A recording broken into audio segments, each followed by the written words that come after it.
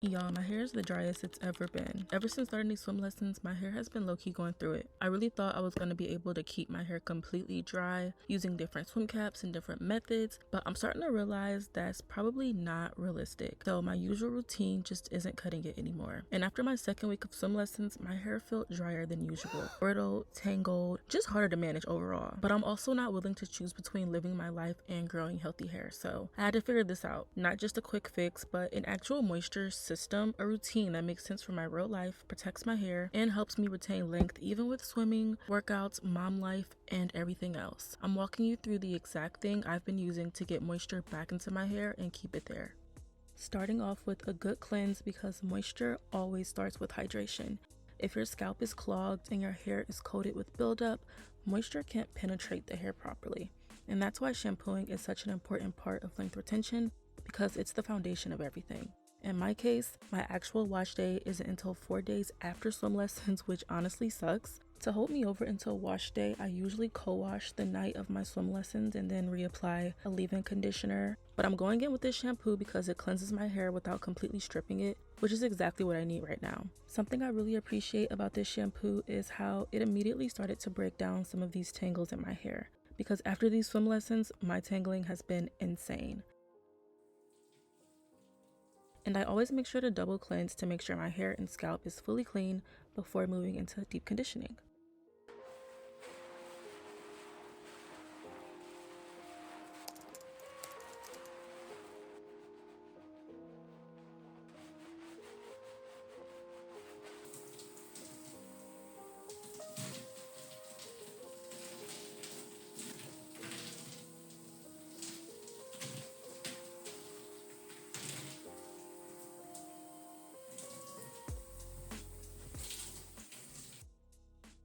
Now, this is a step I'll never skip. Deep conditioning is my favorite part of wash day. There's something so satisfying about feeling the moisture go back into my hair. So while shampooing cleanses the hair and preps it for hydration, conditioner is what actually brings the softness, the moisture, and elasticity back into the strands. And that's what helps prevent breakage and keeps my hair manageable throughout the week. You want to know how I can tell a good deep conditioner? Two things: the slip and whether the moisture actually lasts beyond wash day. And this Guava Slip conditioner does exactly that for me. First of all, it smells so good. Like, it smells amazing. I like to make sure my hair is completely drenched with water before going in with the conditioner, because that's going to activate it and allow it to give that slip and that moisture. This is what makes detangling such a breeze for me. My hair was super tangled and in a pretty bad condition before washing my hair, and this conditioner really got the job done for me with no stress. And to keep my hair from tangling back up, I always twist each section and clip it out of the way before letting it sit for a while and rinsing it out.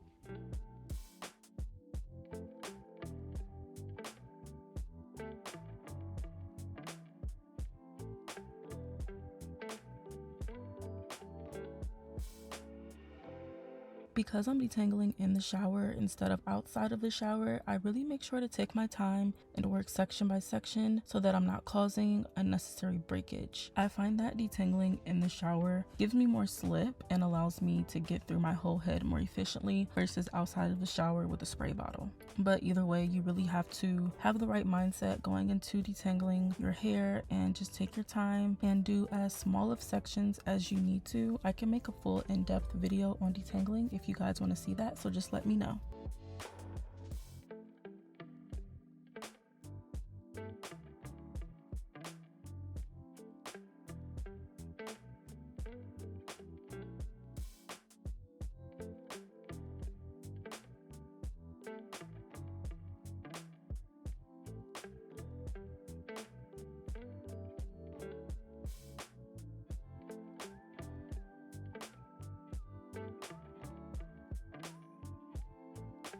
And when I remember, I like to rinse with cool water because it helps to smooth the cuticle back down, and it further helps to lock in the moisture into my hair. I also notice that my hair is less frizzy, way more softer and smoother and shinier when I do this step.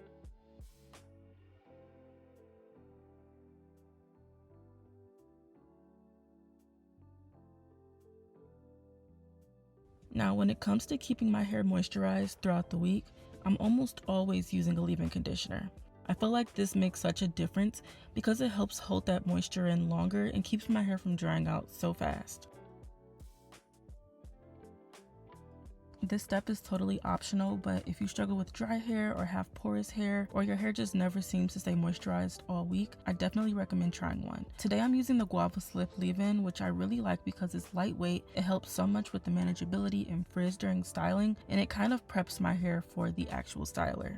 I split my hair into about 6 sections and applied the leave-in to each section on damp hair before twisting, just to make sure every part of my hair was getting coated evenly.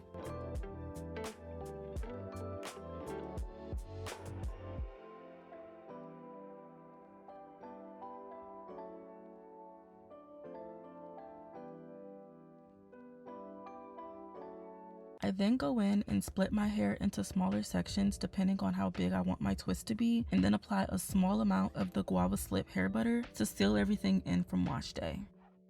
If you know me, then you already know I love Camille Rose hair butters down. They're always so moisturizing, they smell amazing, and my hair responds so well to them. What I really like about this one specifically though is how lightweight yet moisturizing it is, because sometimes butters can be a little too heavy depending on what you're going for, especially if you're layering products, but this one still gives me moisture and softness without making my hair feel way down. And because of my lifestyle right now with swim lessons in the gym, twists are honestly just what's working best for me right now. I love wash and goes, you already know how I feel about them, but my hair just needs something lower manipulation right now. I also have this half wig. I think I mentioned it to you guys like a few months ago, but I have this curly half wig that I've been wanting to try. It's been sitting in my closet collecting dust, and I think now might be the perfect time to experiment. It'll allow me to keep my hair twisted underneath and just have my edges out, which I think would be super helpful because right now swim lessons ruin my hairstyle for the week and I'm just left like, okay, now what? But if I start incorporating the wig, I can wear my natural hair out up until my swim lessons, wash my hair after the lessons, put the wig on top until wash day, right? I'm just a little nervous because it's been years since I've worn a wig. I think it'd be super cute if I do it right. I just need to figure out how to cut layers and all that stuff. So I don't know, we'll figure it out.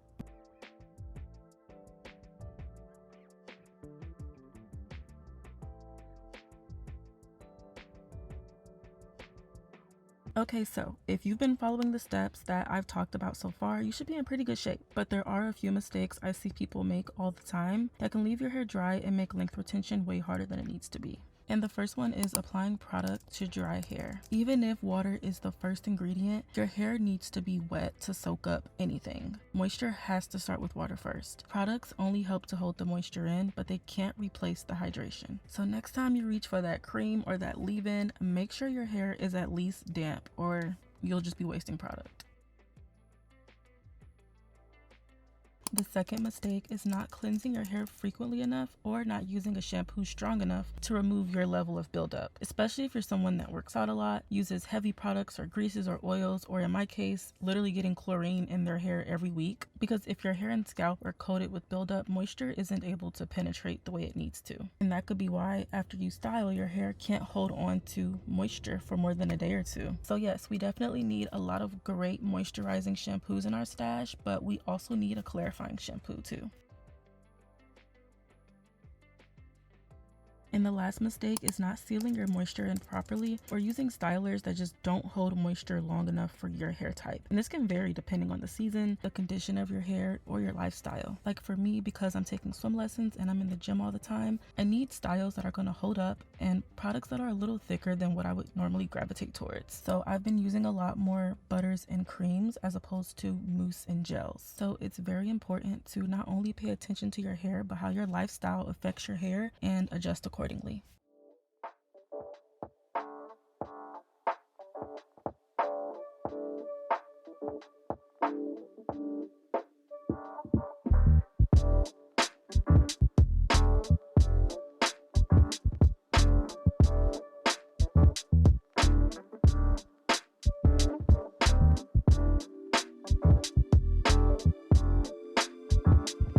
Let me know if you have any questions, guys. I really hope you enjoyed this video, and I'll see you in the next one. Bye.